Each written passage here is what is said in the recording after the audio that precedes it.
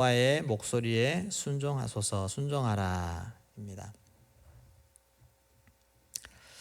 한 대만 맞고 끝낼 수 있는 일을 스스로 매를 버는 사람들이 있습니다. 하나님께도 매를 맞을 때 처음 한 대 딱 맞고 정신 차리고 회개하고 순종하면 간단히 끝날 일을 계속 시간 끌다가 결국 일을 크게 만들고 크게 맞는 그런 사람들이 있습니다. 오늘 우리 남유다가 바로 그런 케이스입니다. 바벨론이 침공해서 유다가 포로로 잡혀가고 예루살렘 성이 점령당하는데 3번이나 점령당합니다. 보통은 한 나라가 한 번 점령당하면 그것을 끝인데 왜 3번 동안 3번이나 이렇게 함락을 당하고 3번이나 포로로 잡혀갈까? 이상하지 않습니까? 다 이유가 있습니다. 한 번에 순종하지 않기 때문에, 깔끔하게 끝내지 않았기 때문에 그렇습니다. 하나님의 말씀대로 바벨론을 바로 섬겼더라면 문제가 없을 텐데 그 왕들이 2번이나 그 바벨론 섬기는 것에서 배신을 하고 다시 애굽을 섬기는 그런 일이 있었기 때문에 그에 따른 바벨론의 응징이 오고 그래서 그런 일이 벌어지게 되는 것입니다. 우리 짧게 그때 마지막 남유다의 마지막 상황을 짧게 한번 말씀드리겠습니다. 어느 나라나 어느 시대나 할 것 없이 주변에 강대국들이 있으면 그 강대국들에 의해서 작은 나라들의 운명이 결정될 때가 참 많습니다.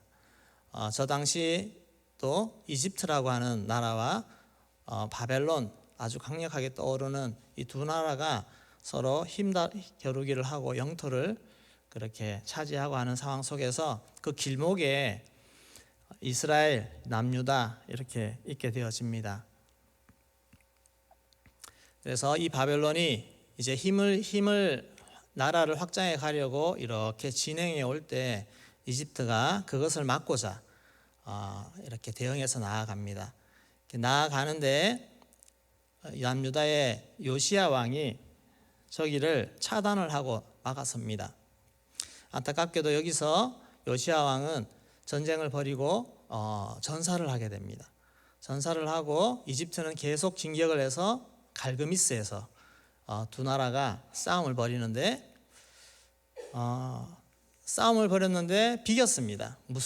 승부가 나지 않았습니다. 그래서 각자 또 다시 자기 나라로 돌아가는데 이때 이 싸움이 벌어질 때 유다에서는 이 요시야 왕이 죽었으니까 그의 뒤를 잇는 여호아하스 왕을 세웠습니다.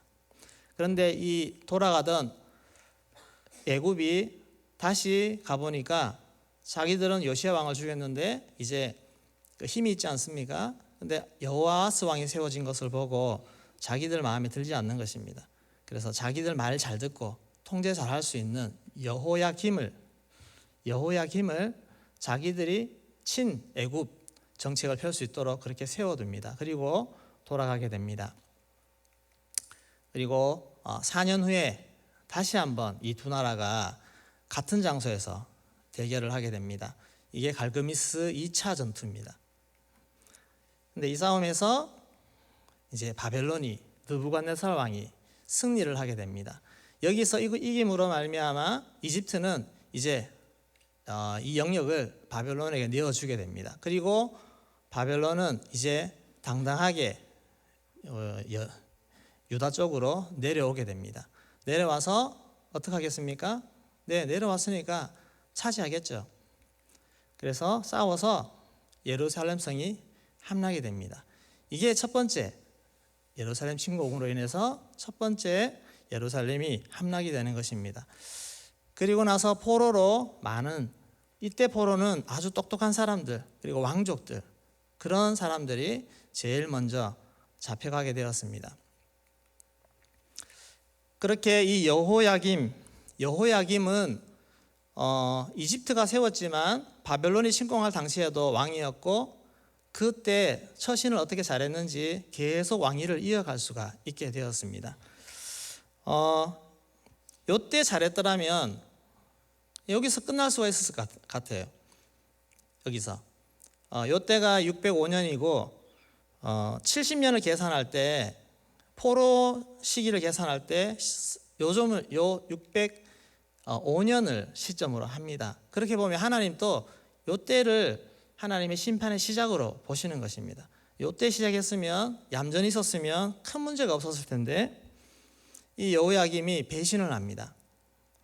한 7년 정도 지나니까 이 바벨론이 워낙 갑자기 커진 나라이기 때문에 불안하지 않습니까? 그래서 쿠데타가 일어났다는 소식을 듣게 됩니다. 그러면 이 바벨론 안에서 내부적으로 문제가 생겼으면 이제 기회다 생각하고 바벨론 섬기던 여호야김이 다시 애굽으로 다시 전환을 하게 됩니다. 그리고 나서 바벨론에서 쿠데타가 진압이 되고 나서 이 느부갓네살이 저기 나를 배신했구나 하면서 다시 공격을 하게 됩니다. 공격을 하고 여기서 또 다시 점령이 됩니다. 함락이 됩니다. 598년도에 이때 또 포로가 잡혀갑니다. 왜냐하면 한번 왔다가 돌아가는 길에 그냥 빈손으로 갈 수 없지 않습니까? 얼마나 많은 병력을 데리고 왔습니까? 그러면서 파괴도 시키고 또 많은 또 남아있는 인력들을 또 데려갑니다. 또 데리고 그렇게 가게 됩니다. 그리고 나서 자기들의 입맛에 맞는 정말 이제는 똑바로 할 수 있도록 자기 말 잘 듣는 시드기야를 세워놓고 그렇게 가게 됩니다. 그런데 이 시드기야도 한 7, 8년 있다가 또 배신을 합니다. 왜냐하면 이때도 바벨론 나라가 불안했습니다. 여기 또 한 번 쿠데타가 일어납니다. 그래서 전국이 불안하다 보니까 이 기회를 타서 또 독립을 하자 그렇게 하고는 그 이집트에 의지해서 또 마음을 돌리게 됩니다. 이때도 또 마찬가지입니다. 내부 쿠데타가 진압되고 나서 이제는 어떤 생각이 들까요? 두 번씩이나 이 느부갓네살이 이제 단단히 화가 난 것입니다. 그래서 이번 세 번째 공격에서는 정말 각오하고 와서 완전히 예루살렘 성을 함락시키되 정말 잔인하게 다 불태우고 사람들을 태우고 그렇게 해버렸습니다.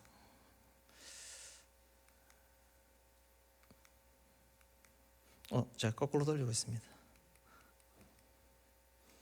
네, 이렇게 해서 예루살렘 성이 BC 586년도에 완전히 함락이 되고 이때는 이제 왕족을 세우지 않습니다. 더 이상 왕족을 세워두지 않고 다른 출신의 귀족을 세우면서 총독처럼 그렇게 일할 수 있는 사람을 세우게 됩니다. 이렇게 보면 1차 침공 605년, 2차 침공 598년, 3차 침공 586년입니다. 그리고 포로 처음으로 귀환하는 명령이 떨어진 때가 536년입니다. 그러면 70년을 계산할 때 어디로 계산하느냐? 첫 번째 저걸 가지고 계산을 하게 됩니다. 네, 이렇게 짧게 이해가 잘 되시나요? 네. 설교 준비는 빨리 했는데 이거 준비하느라고 시간이 많이 걸리더라고요. 네.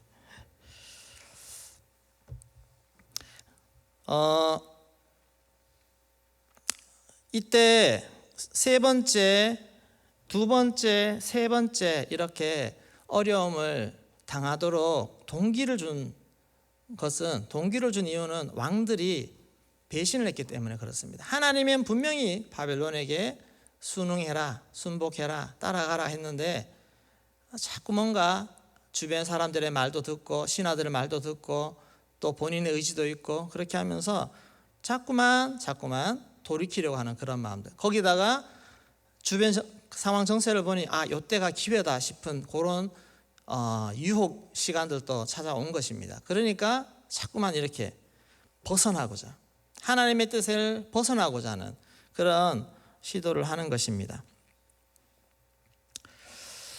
그리고 세 번째 침공을 당하게 된 그때 왕은 시드기야 왕입니다. 이 시드기야는 두 번째는 여호야김이었고 세 번째는 시드기야인데, 이 여호야김은 읽어보시면 조금 좀 악한 왕입니다. 성품 자체가, 기본 자체가 좀 나쁜 왕. 하나님의 말씀을, 예레미야가 쓴 말씀을 칼로 찢어서 불태워버리는 그런 정말 악한 왕인데, 근데 시드기야 왕은 좀 그렇지 않습니다. 마음이 좀 여리고 그래도 선한 마음이 있고 하나님의 뜻을 듣고 싶어하고, 그래서 오늘 본문에도 이제 마지막 함락 직전에 예루살렘 성이 포위되어 있는 그 상황 속에서 시드기야가 과연 하나님이 정말 뭐라고 말씀하실까 듣고 싶은 것입니다. 그래서 예레미야를 몰래 데리고 와서 만납니다. 만나서 정말 하나님이 정말 뭐라고 말씀하시느냐, 그렇게 마지막으로 묻습니다. 그랬을 때 시드기야는 왕에게 간절히 호소했습니다. 17절 18절 말씀 같이 읽어보겠습니다. 예레미야가 시드기야에게 이르되 만군의 하나님이신 이스라엘의 하나님 여호와께서 이와 같이 말씀하시되 내가 만일 바벨론의 왕의 고관들에게 항복하면 내 생명이 살겠고 이 성이 불사름을 당하지 아니하겠고 너와 내 가족이 살려니와 내가 만일 나가서 바벨론의 왕의 고관들에게 항복하지 아니하면 이 성이 갈대아인의 손에 넘어가리니 그들이 이 성을 불사를 것이며 너는 그들의 손을 벗어나지 못하리라 하셨나이다. 아멘. 보십시오. 내가 지금이라도 항복하면 내 생명이 살겠고 이 성이 불사름을 당하지 아니하리라. 그리고 너와 내 가족이 살려니와, 그렇게 되어 있습니다. 지금이라도 1년 지금 남았지만 지금이라도 네가 항복하면 내가 이 성을 불타는 걸 내가 면해 주겠다. 그리고 너의 생명, 너의 가족의 생명을 내가 지켜주겠다. 그렇게 말씀하십니다. 한 번 더 20절 말씀 한 번 더 읽겠습니다. 예레미야가 이르되 그 무리가 왕을 그들에게 넘기지 아니하리이다. 오나옵나니 내가 왕에게 아른 바 여호와의 목소리에 순종하소서. 그리하면 왕이 복을 받아 생명을 보존하시리이다. 아멘. 목소리에 순종하소서. 그러면 복을 받아서 왕의 생명이 보존하리이다. 근데 결과는 어떻습니까? 시드기야는 붙잡혀서 그의 아들이 그의 눈앞에서 죽임을 당합니다. 그리고 눈이 뽑히고, 그래서 바벨론으로 끌려가서 거기서 죽게 됩니다. 예루살렘 성은 다 불타버립니다. 얼마나 비참한 그런 결과를 초래합니까? 첫 번째 함락되었을 때, 그때 그래도 바벨론은 여기에 원래 있던 왕들을 그대로 세워놓고 자 그냥 내 말 잘 따라서 뭐 바치라면 바치고 뭐 하라면 하라고 그렇게 순종해라고 했을 때, 그때 조용히 지나갔으면 이렇게까지 어려움을 당하지 않았을 텐데 자꾸만 반역하고 불순종하고 자기 뜻대로 하려 하고, 그렇게 하다 보니 이렇게 매를 키운 것입니다. 오늘 우리도 하나님의 말씀에 즉시 순종하지 못하고 계속 내가 원하는 거, 내 고집 부리고 내 하고 싶은 거 붙잡고 그렇게 버티고 있는 그런 우리 성도님들 안 계십니까? 앉으면 설교 말씀, 예배 시간에 앉으면 하나님이 내게 말씀하시고, 성경을 펴도 내게 말씀하시고, 기도를 해도 내게 말씀하시고, 계속 나에게 말씀하시는데 나는 그것을 거부하고 하기 싫어하고 즉시 순종하기 싫어하고 온전히 순종하기 싫어하고, 이런 모습들이 내 안에 있지 않습니까? 여러분, 그것 때문에 하나님이 나를 향한 징계, 심판 이런 것들이 더 쌓이고 쌓여갑니다. 나중에는 크게 터지게 됩니다.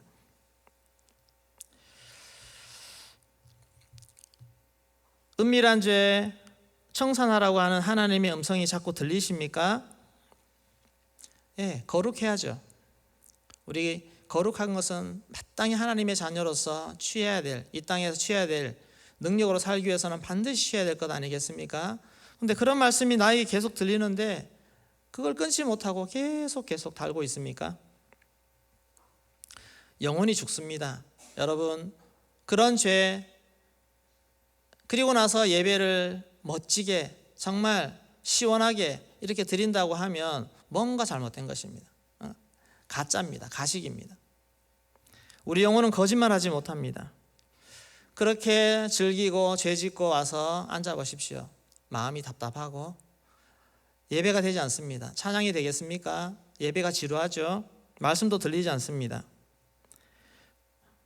이런 상황에서 우리는 뭘 해야 되겠습니까? 빨리 결단하시고 끊으셔야 됩니다. 끊어야 되죠. 청년들이 게임을 끊지 못하고 있습니다. 은혜 받았다가 결단하면 지우고 또 좀 지나서 또 깔고 또 지우고 또 깔고 이런 얘기들을 많이 합니다. 그런 것 때문에 우리 시간 손해 얼마나 많이 봅니까? 공부해야 될 때 공부를 못합니다. 요즘 아이들이 밤늦게까지 하느라고 얼마나 우리 인생의 낭비요 우리 인생을 파괴합니까? 그런 것들 우리 주님이 우리에게 하시는 말씀 앞에 시원하게 결단하시고 하나님 앞에 그렇게 한번 나아가 보십시오. 우리가 하나님의 복이 딴 데서 받는 것이 아니라 그런 것들 우리에게 말씀하시는 거 순종해도 우리는 인생이 엄청난 복을 받는 것입니다. 세상의 재미에 푹 빠져 있습니까? 예배만 끝나면 가서 뭔가 집중해서 찾아보고 살펴보고 몰두하고 연구하고 그렇게 하시는 영역이 있습니까? 직장일 외에 내 재미를 위해서, 취미를 위해서, 내 만족을 위해서 그렇게 몰두해서 빠진 것이 있습니까? 그것 때문에 내가 해야 할 일을 놓치는 것 없습니까? 영적으로 가정을 세우기 위해서 기도해야 되는데 그 기도를 놓치고 거기에 푹 빠져 있습니까? 영적으로 펑크납니다. 펑크나면 자녀들에게 문제 생기고 다 모든 문제가 내가 해야 될 것 못할 때, 해야 될 것을 못 챙길 때 그런 일이 생기게 되어집니다. 우리 하나님 앞에서 성실하게 하나님이 말씀하시는 것 성실하게 붙잡고 그렇게 살아갈 수 있기를 소망합니다. 때로는 그것이 나에게 징계처럼 느껴지더라도 정말 하기 싫은 건데 하나님이 하라고 하시는 거 우리가 어쩌면 그것이 마치 징계처럼 느껴집니다. 그럼에도 불구하고 하나님 편을 선택해서 하나님의 것을 붙잡고 그렇게 나아가 보십시오. 그러면 그것들이 나에게 복이 되어집니다. 그것들이 나를 새롭게 할 수 있고 나를 변화시킬 수 있습니다. 그런 하나님 앞에서 꾀부리지 아니하고 자꾸만 돌아가지 아니하고 외면하지 않고 하나님 앞에 우직히 나아갈 수 있기를 소망합니다. 그러면 빨리 끝납니다. 이스라엘 백성들 잠잠히 그래도 좀 덜 당하고 덜 맞고 덜 뺏기고 그렇게 지나갈 수 있었는데 그 자기 고집대로 불순종함으로 말미암아 엄청나게 두들겨 맞고 그렇게 손해보고 아픔 당하고 그렇게 보낸 것을 봅니다.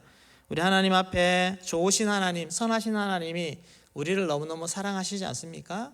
그 하나님 앞에 순전히 잘 나아가서 우리 인생이 잘 다듬어지고 하나님 앞에서 은혜와 능력의 삶으로 세워지고 그렇게 살아갈 수 있는 은혜를 누리시기를 소망합니다. 오늘 기도할 때 내가 놓치고 있는 것이 무엇입니까? 내가 귀막고 있는 것은 무엇입니까? 여전히 주님은 말씀하셔도 나는 이거 하고 싶어요. 나는 이렇게 할래요. 그렇게 고집부리고 귀막고 있는 영역들을 하나님 보게 하시고 듣게 하셔서 이것들 다 내려놓게 하여 주시고 순전하게 100% 하나님 앞에 순종하며 나아갈 수 있는 축복된 삶이 되게 하여 주시옵소서. 그렇게 나아갈 수 있기를 소망합니다. 우리 청년들 정말 성결함으로 일어나기를 소망합니다. 쓸데없는 것들 다 끊어내기를 소망합니다.